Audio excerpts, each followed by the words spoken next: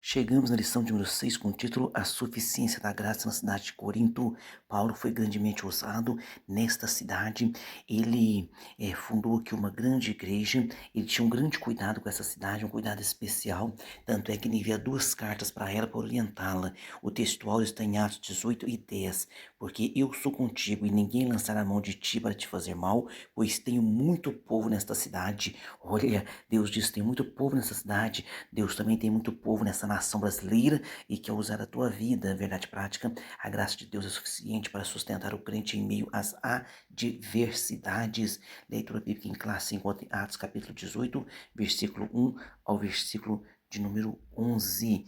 A nossa introdução está dizendo: a fundação da igreja em Corinto, narrada em Atos 18, revela um momento decisivo da missão cristã, na qual a graça de Deus se mostra plenamente suficiente em meio a adversidades intensas. Em uma cidade marcada pela imoralidade e pelo pluralismo religioso, o apóstolo Paulo experimenta o sustento divino para perseverar e anunciar o evangelho com fidelidade. Este episódio ensina que, mesmo em contextos desafiadores, a graça do Senhor capacita seus servos a permanecer firmes e frutíferos. Parte primeira aqui da nossa lição. Paulo chega a Corinto, no item 1, Corinto, riqueza material e miséria espiritual. Quantas cidades hoje, mundo afora, estão na mesma condição de Corinto? Ou seja, são cidades que têm muita abastança, são cidades que têm muito emprego, que têm um salário bom, né? Mas que estão vivendo miséria espiritual. Hoje mesmo nós podemos observar na Europa. A Europa, a maioria dos seus países ali, né, são países de primeiro mundo, são países desenvolvidos, e a miséria espiritual naquele continente está terrível. Após deixar Atenas, Paulo chega a Corinto, capital da província romana da Acaia, desde 27 a.C.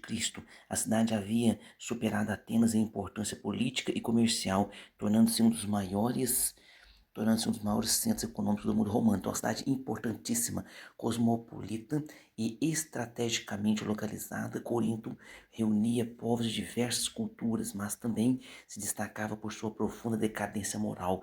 Templos pagãos, especialmente o de Afrodite, marcavam a vida religiosa da cidade, associando culto e prostituição ritual. Então, havia também essa prostituição ritual que fazia parte do culto pagão deles, daquela época, né? Historiadores antigos relatam a presença de centenas de prostitutas religiosas ligadas a esse culto. Diante desse cenário espiritualmente caótico, Paulo chega consciente da complexidade da missão que o aguardava, anunciando o evangelho em fraqueza e em temor, e em grande tremor. Então Paulo deixou isso claro, né, quando ele está aqui em Coríntios, levando a palavra, e ele diz, né, para que a vossa fé não se apoiasse em sabedoria dos homens, mas no poder de Deus. Ele se dedicou muito a esta cidade e tinha também um grande amor, né, por esta obra, por esta cidade de Corinto. No item 2 aqui agora, temor humano e dependência da graça. Olha só, muitas vezes você está em temor, você está em dificuldade, mas você está na dependência da graça de Deus. O apóstolo traz consigo as marcas das perseguições sofridas em Filipos, Tessalônica e Bereia, ou seja, Paulo já está calejado, Paulo já está experiente, além da constante preocupação pastoral com as igrejas já fundadas, porque ele também se preocupava com as igrejas, né, já fundadas. Então ele tinha preocupação daquelas igrejas.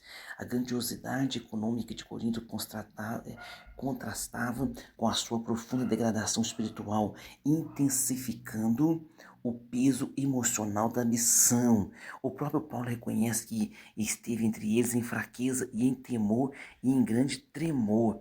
Paulo, ele deixa claro isso. Por quê? Porque ele já estava trazendo os castigos das outras cidades ao qual ele estava, a qual ele foi enviado e pregou, e tinha preocupação das outras igrejas. E essa cidade, ela era desafiadora, por isso nós temos que apoiar a obra missionária, porque há cidades, há regiões desafiadoras. Não somente mundo afora, não se engane, também no Brasil tem regiões muito desafiadoras, que precisam das nossas contribuições e orações. Ainda assim, ele não recua. Sua experiência revela que o temor humano não anula a chamada divina, mas conduz o servo a uma dependência mais profunda da graça de Deus. Então, essa dependência ficou mais profunda. Ele deixa claro que ó, a minha graça te basta, porque Deus falou isso com ele, né? Deus é o Deus que sempre fala aos nossos corações, sempre nos anima, diz assim, a minha graça te basta, porque o meu poder se aperfeiçoa na fraqueza.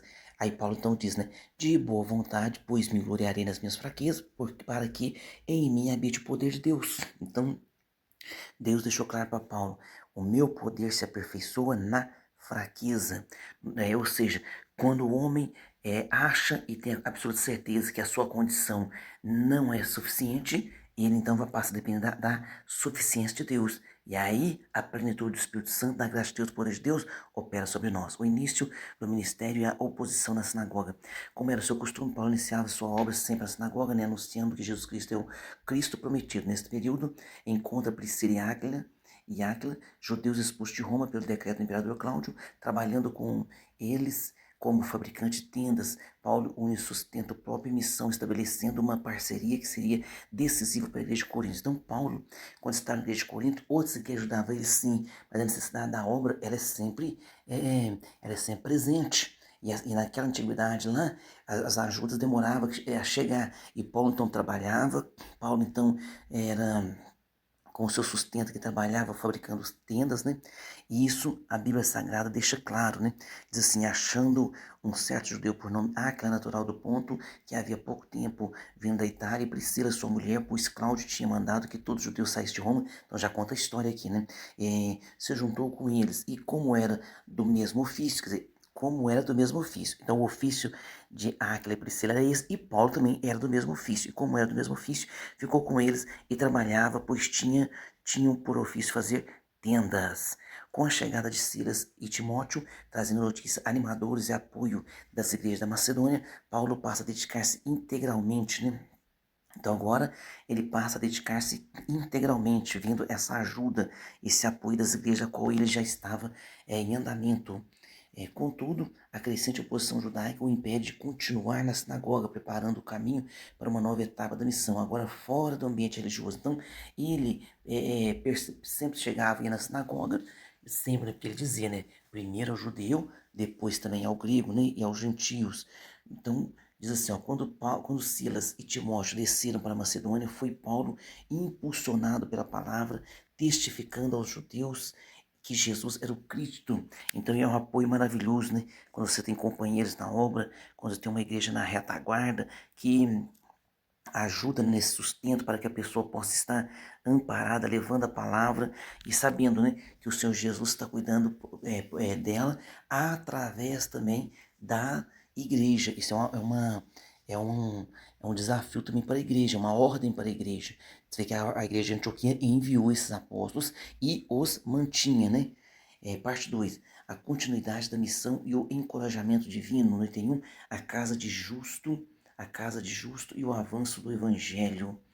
Expulso da sinagoga, Paulo não abandona a cidade. Um gentil temente a Deus, Tito Justo, oferece sua casa, localizada ao lado da sinagoga, como novo espaço para a pregação. Essa mudança estratégica amplia o alcance do evangelho e confere visibilidade positiva à nova comunidade cristã. O resultado é expressivo. Muitos coríntios creem, entre eles Crispo, principal da sinagoga. Imagina, o principal da sinagoga, o camarada que está lá, né, ensinando, apoiando na sinagoga, como se fosse o pastor da sinagoga, um dos pastores, né, por exemplo, ou um é, dos pastores auxiliar ali, e ele agora aceita Jesus, ele aceita a fé juntamente com toda a sua casa. Olha como que Deus é bom, olha como que Deus é Deus extraordinário. O Evangelho demonstra mais uma vez que quando portas se fecham, Deus abre novos caminhos para a expansão do reino. Então Deus sempre tem uma saída, Deus sempre tem uma solução. No item 2 aqui, o medo do apóstolo e a palavra que fortalece, apesar dos frutos visíveis. Paulo enfrenta forte oposição e passa a temer por sua permanência em Corinto. Ele passa a temer.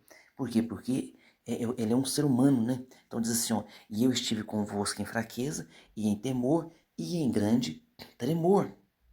O peso espiritual da cidade, aliado à hostilidade crescente, fragilizava emocionalmente o apóstolo. Quantos obreiros hoje estão fragilizados?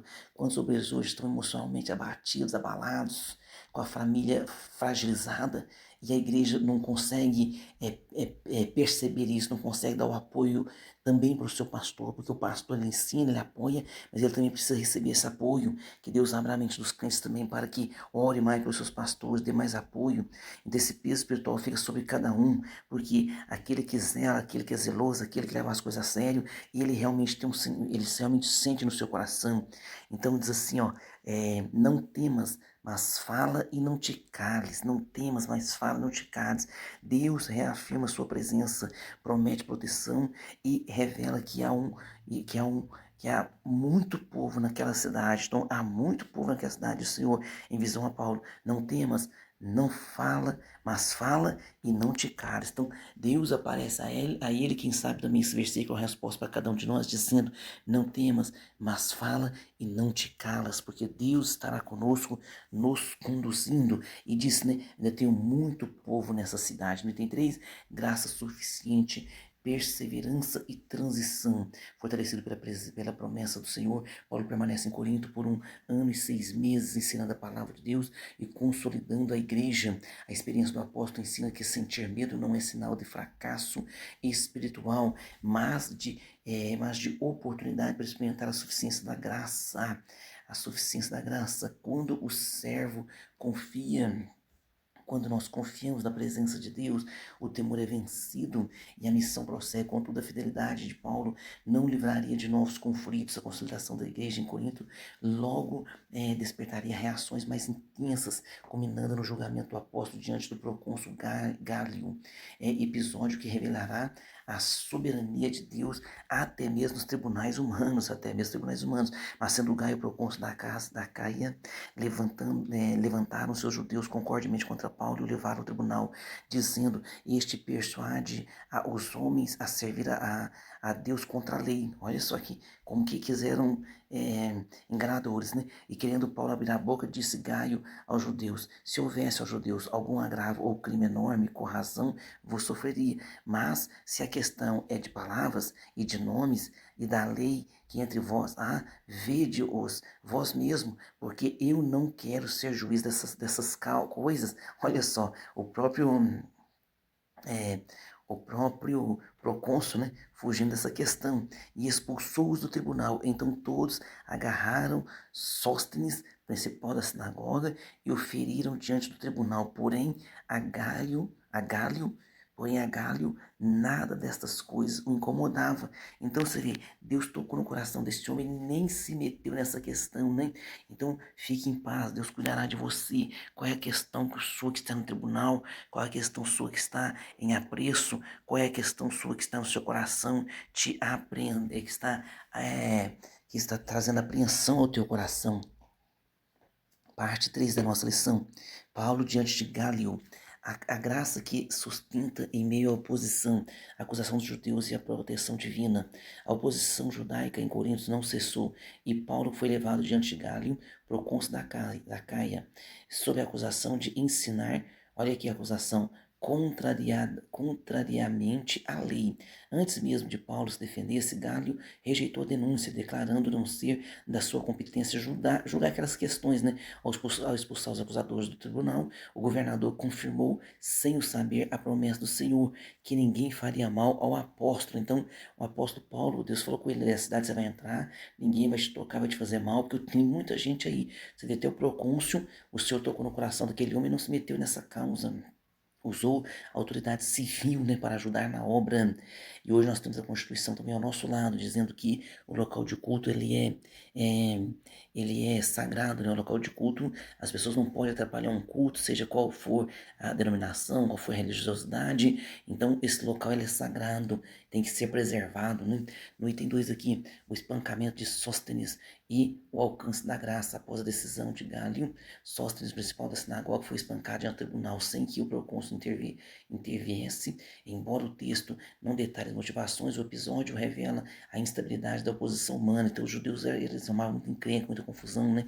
Posteriormente, um Sóstenes é citado como irmão em Cristo. Olha só que interessante, né? Paulo, chamado apóstolo de Jesus Cristo, pela vontade de Deus, e o irmão Sóstenes, provavelmente seja esse, né? O que sugere uma possível conversão. Se confirmada essa transformação, reforça, né, o poder do evangelho capaz de alcançar até mesmo os opositores. Imagina, de opositor, agora de irmão em Cristo. Deus seja louvado.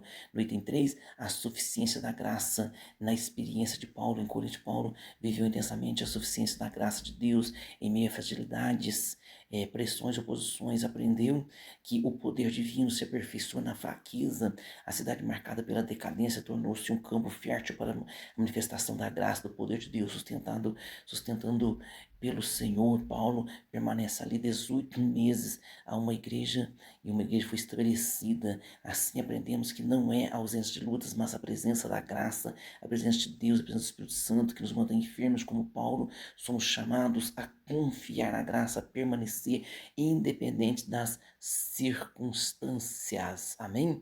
Conclusão, a experiência de Paulo em Corinto ensina que a missão cristã exige coragem, sustentada pela graça, e discernimento para anunciar a verdade eterna em contextos marcados por profundas mudanças. A igreja ali não nasceu em terreno favorável, mas foi estabelecida e fortalecida pela graça do nosso Deus. O avanço do evangelho não depende de recursos humanos, mas depende da presença fiel do Senhor, que assegura, dizendo: eu sou contigo. Quando ele falou para Paulo: eu sou contigo, não temas. Que aprendamos hoje mesmo, né, com Corinto, que é a confiar plenamente na graça divina do nosso Deus. Ele estará conosco, nos guiando, nos sustentando e fortalecendo e confirmando a sua palavra. Amém? Vamos para as nossas perguntas. Número 1, está a questão dizendo quais características de Corinto quais características de Corinto representavam um grande desafio para a missão de Paulo, tanto do ponto de vista moral quanto do ponto de vista espiritual. Cosmopolita, uma grande cidade, né, e estrategicamente localizada, Corinto reunia povos de diversas culturas, mas também se destacava pela sua profunda decadência moral. Templos pagãos, especialmente a Afrodite, né, marcavam a vida religiosa da cidade, associando o culto à prostituição ritual. Pergunta 2. De que maneira o contexto cultural e religioso de Corinto intensificavam o peso emocional sobre Paulo, sobre essa missão, né? A grandiosidade econômica de Corinto contrastava com a sua profunda degradação espiritual, intensificando o peso emocional da missão na vida de Paulo, no coração de Paulo. O próprio Paulo reconhece isso, né? Diz: estive entre vocês em fraqueza, temor e grande tremor. Pergunta 3. Como a parceria entre Paulo, Priscila e Áquila foi decisiva para a igreja em Corinto, trabalhando com eles como fabricante de tendas. Paulo une, né, o sustento próprio e missão, estabelecendo uma parceria que seria decisiva para a igreja de Corinto. Deus sempre prepara algo para nos ajudar. Pergunta 4. Após Paulo ser expulso da sinagoga e dar continuidade ao trabalho missionário na casa de Tito, Justo, né? Quais foram os resultados dessa mudança estratégica? Essa mudança ampliou o alcance do evangelho. Resultados foi expressivo. Muitos coríntios creram, entre eles Crispo, o principal da sinagoga. Então até este homem veio adorar o Senhor Jesus naquele local, né? Ali juntamente com Paulo. Pergunta 5. Como o julgamento de Paulo diante de Gaio evidenciou a soberania de Deus no cumprimento da promessa divina feita ao apóstolo em Coríntios? Ao expulsar o sacerdote do tribunal, o governador confirmou sem o saber a promessa que o Senhor tinha feito a Paulo, dizendo, né, que estaria com ele e que o guardaria naquela missão e naquela cidade. Deus usa a quem for para que a obra dele, a presença dele, a misericórdia dele e a graça dele permaneça, e que o evangelho sempre venha a ser anunciado, porque o evangelho de Deus é o poder de Deus. Esse evangelho é o poder de Deus para a salvação e transformação das vidas. Amém?